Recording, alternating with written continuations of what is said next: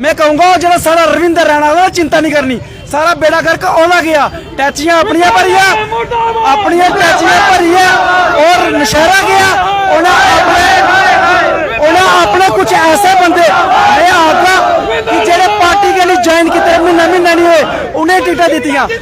जैसे मैंने पहले आपको बताया कि उधमपुर ईस्ट की जो टिकट थी उसको लेकर काफ़ी दिनों से जो है वो चर्चा चल रही थी, लेकिन उसके बाद आज वो टिकट जो है वो फाइनल होती है और जिसमें आरएस पठानिया को जो है वो बीजेपी की तरफ से मैंडेट दिया जाता है। लेकिन उसके बाद आपने देखा कि उधमपुर बीजेपी कार्यालय के बाद बाहर जो है वो किस तरीके से जो पवन खजूरिया जी के समर्थक थे उनकी तरफ से जो है वो रोष प्रदर्शन किया गया। और इस समय हमारे साथ बीजेपी के डिस्ट्रिक्ट प्रेसिडेंट हैं, मैं इनसे जानूँगा कि ये जो रोष प्रदर्शन था इन्होंने किस तरीके से उन कार्यकर्ताओं से जो है बात की, क्या उन्हें मनाने की कोशिश की गई, या फिर जिस तरीके से कटरा में जो है वो देखा गया कि पहले जो है वो रोहित दुबे जी को जो है वो मैंडेट दिया जाता है, लेकिन दूसरे दिन जो है वो मैंडेट जो है वो बलदेव राज शर्मा जी को दिया जाता है। तो क्या जहाँ पर भी वैसा हो सकता है? मेरे साथ डिटेल में बातचीत करने के लिए डिस्ट्रिक्ट के प्रेसिडेंट अरुण गुप्ता जी हैं। सर, सबसे पहले आपका बहुत बहुत स्वागत।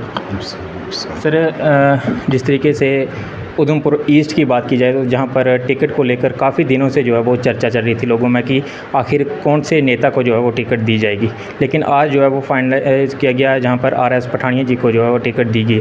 लेकिन जो पवन खजूरिया जी के समर्थक थे उनकी तरफ से काफ़ी क्रोध जो है वो जताया जा रहा है। तो किस तरीके से देखते हैं, क्या इन्हें जो है मनाया जाएगा या फिर पवन खजूरिया जो है वो इंडिपेंडेंट चुनाव लड़ सकते हैं? देखिए, काफ़ी देर से सबको इंतज़ार था कि पार्टी टिकट अनाउंस करे।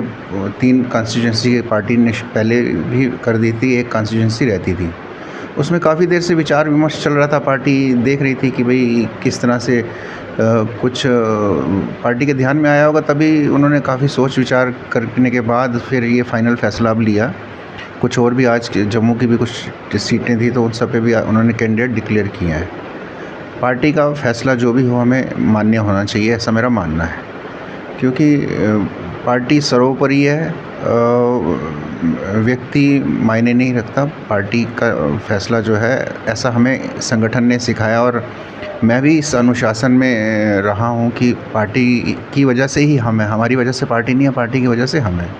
तो हमें ये मान के चलना चाहिए कि पार्टी ने जो फैसला किया वो सही है। ज़रूर जो भी जिस व्यक्ति को भी टिकट नहीं मिलती, जिस नेता को भी टिकट नहीं मिलती, तो उनके समर्थकों में थोड़ा सा दुख होता है, रोष होता ही है, स्वाभाविक है।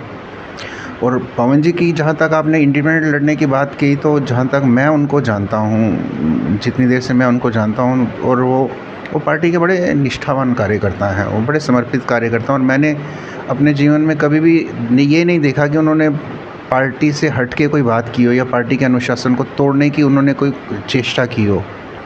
कहीं पे भी कोई जब बात आती है तो उनके साथ जब भी बात भी चली है तो उन्होंने हमेशा पार्टी को ही प्राथमिकता दी है। तो मुझे नहीं लगता कि वो कोई ऐसा मन में उनके आएगा कि वो कोई इंडिपेंडेंट चुनाव लड़ें। मुझे इसमें कोई संशय नहीं है। वो बहुत कमिटेड कार्यकर्ता हैं और पार्टी जानती है कि अपने कार्यकर्ताओं को किस टाइम किस जगह के ऊपर उनको श्रेष्ठ उसका उपयोग करना है।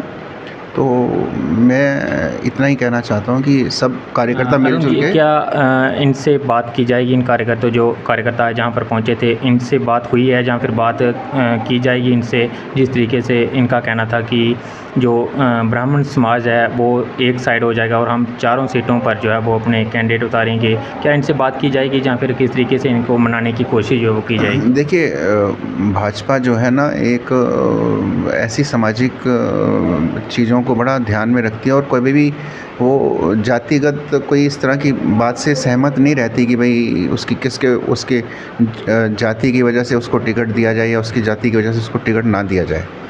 मुझे लगता है कि ब्राह्मण समाज हमारे लिए बड़ा पूजनीय समाज है, ऐसी बात हम जो है मान के चलते हैं। तो कोई भी समाज पीछे छूटता नहीं है। पार्टी का निर्णय जब होता है तो बहुत सारी चीज़ों को ध्यान में रखा जाता है। उन चीज़ों को ध्यान में रख के ये निर्णय लिए गए और मैं पार्टी कार्यकर्ताओं से मैंने बात की है और मैं फिर से भी उनको बात करूंगा। मैं अपने नेतृत्व से भी प्रदेश नेतृत्व से भी ये बात करूंगा, उनसे अपील करूंगा कि भाई वो भी पार्टी कार्यकर्ताओं के साथ बैठें, उनके मन की बात सुने।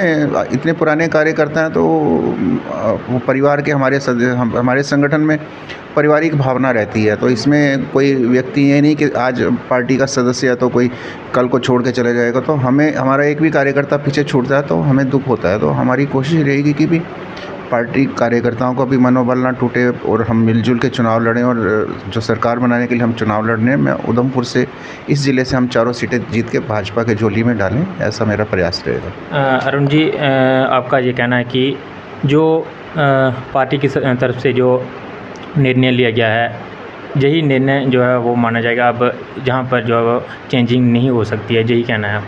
मुझे ऐसा लगता है कि ऐसी कोई संभावना चेंज होने की अब नहीं है जी।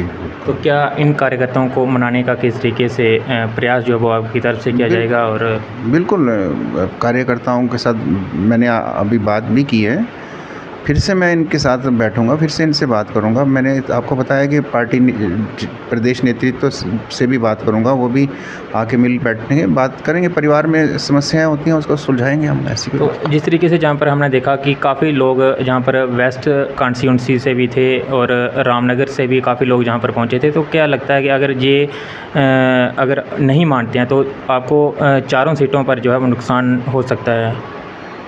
मुझे नहीं लगता कि वो मेरे कार्यकर्ता हैं, तो मैं जानता हूँ उनको नहीं मानेंगे। ऐसी बात नौबत, मेरी कोशिश रही कि ऐसी नौबत ना आए जी। तो ये थे हमारे साथ डिस्ट्रिक्ट के प्रेसिडेंट अरुण गुप्ता जी, और जिन्होंने तफसील से बताया कि जो निर्णय जो है वो पार्टी की तरफ से लिया गया है यही सर पे रहेगा, और उन कार्यकर्ताओं को मनाने की पूरी कोशिश जो है वो की जाएगी। शुक्रिया, जुड़े रहें जम्मू लद्दाख विज़न के साथ। मुझे और मेरे साथी को दीजिए इजाज़त। धन्यवाद।